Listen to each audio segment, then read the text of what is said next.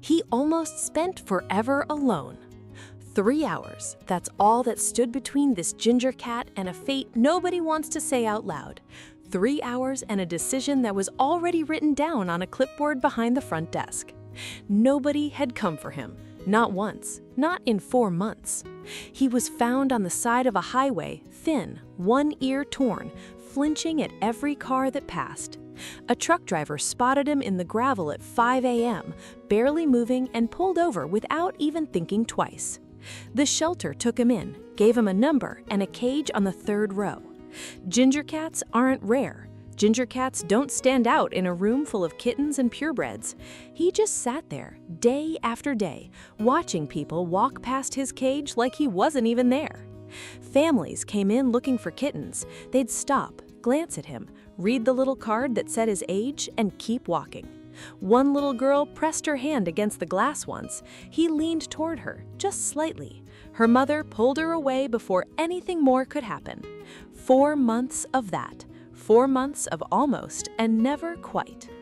The shelter worker who found his file that morning didn't say much. She just picked up the phone. "If nobody claims him by 5, she said quietly, "we have to make room." That call went to a woman 2 towns over, a woman who already had a cat, a gray cat with sharp green eyes and a personality nobody could quite predict, sometimes aloof, sometimes clingy, always watching. She hadn't been looking for another cat. Her gray cat had come from a rescue 3 years earlier, and back then everyone told her the same thing. 1 is easier than 2. Less mess, less competition, less risk of the new one not fitting in. She believed them. She still mostly did. She almost said no. She had 1 cat already. 1 was enough. That's what she told herself walking into the shelter that afternoon, telling herself she'd just look, just to see him, nothing more. But when she got there, the ginger cat was standing at the front of his cage, not hiding, not shaking, just watching her like he already knew. She signed the papers 40 minutes before the deadline. The car ride home was silent except for 1 thin, cracked meow every few minutes, like he was checking if she was still there. When they got to the house, she opened the carrier slowly. He didn't run. He didn't explore. He just stepped out, low to the ground, and looked around like he still didn't believe any of it. That's when the gray cat appeared. She came down from the top of the bookshelf, silent, the way cats do when they've already decided something before you have. She stopped a few feet away, studied him. The woman held her breath. For a long moment, neither cat moved. Then, the gray cat did something the woman had never seen her do before. Not with toys, not with treats, not even with her. She walked forward, slowly, and touched her nose to his. Just once. Then she turned and walked away like it was nothing, like it was decided. Hey, if you're the kind of person who believes animals know things we don't, hit that subscribe button. Stories like this one are exactly why I keep telling them. That first week, the ginger cat barely moved from one corner of the living room. He ate when no one was watching. He slept with his back against the wall, always facing the door, like he was still waiting for someone to come take him back to that cage. But the gray cat had other plans. She started sitting near him, not touching him, just near, a few feet away, close enough that he could feel her there, far enough that he didn't have to react. Day after day, she closed that distance, an inch, then another. By the second week, she was sleeping 3 feet from his corner. By the third week, he had stopped flinching at footsteps in the hallway. Then one morning, the woman walked into the living room and found something that stopped her in the doorway. The gray cat was grooming him, slowly, carefully, working through the fur behind his torn ear, the one part of him that still carried the marks of the highway.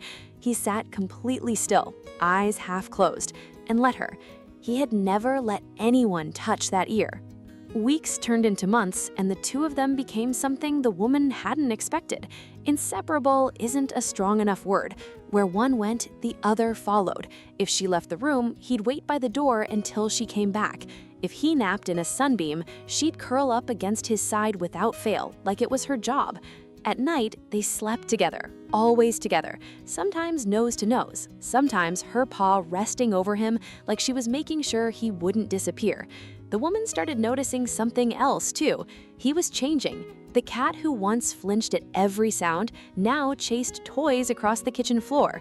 The cat who wouldn't eat in front of anyone now sat at the food bowl beside her, shoulder to shoulder, both of them eating at exactly the same pace, like they'd rehearsed it. Mornings became a routine neither of them planned. The gray cat would wake first, stretch, and walk straight to wherever he was sleeping. She'd nudge him gently with her head until he opened his eyes. Only then would she go looking for breakfast, glancing back once to make sure he was following. He always was. The woman started leaving her phone recording sometimes, just to catch it, the way he'd chirp softly when she walked into a room, the way she'd flop down beside him mid-stride, no warning, like gravity itself had told her to do. Small things, ordinary things, the kind of things that don't look like much until you remember where he came from. One evening, a thunderstorm rolled through, the kind of storm that rattles windows and makes the whole house feel smaller. In the past, a storm like that would have sent him under the bed for hours, shaking, alone, waiting for it to pass the only way he knew how. This time, he didn't move. The lightning cracked, the whole house went white for a second, then dark again. The woman came rushing into the living room, already bracing herself to find him hiding, terrified, out of reach. Instead, she found the gray cat pressed against him, her body a warm, solid wall between him and the sound of the thunder. He had his head tucked under her chin, and he stayed there until the storm passed. The woman watched from the doorway, and for the first time since bringing him home, she cried, not from sadness, from something she didn't quite have a name for. Relief, maybe, or gratitude, or just the quiet realization that she almost hadn't gone to that shelter at all. 3 hours. That's how close they came to never knowing each other existed. Now, almost a year later, they're never apart. Not because anyone trained them to be, not because anyone planned it. It just happened, the way real bonds do, quietly, patiently, 1 inch at a time, until one day you look up and realize 2 strangers have become something closer than family. He still has the torn ear. It never fully healed. But she still grooms it every single morning, like she's checking to make sure he's really there. Because sometimes the ones who almost get left behind end up being exactly the ones who were supposed to find us. And sometimes love doesn't arrive loudly. Sometimes it walks down from a bookshelf, touches your nose to yours, and simply decides to stay. If you believe animals choose each other the way people do, you already understand this story.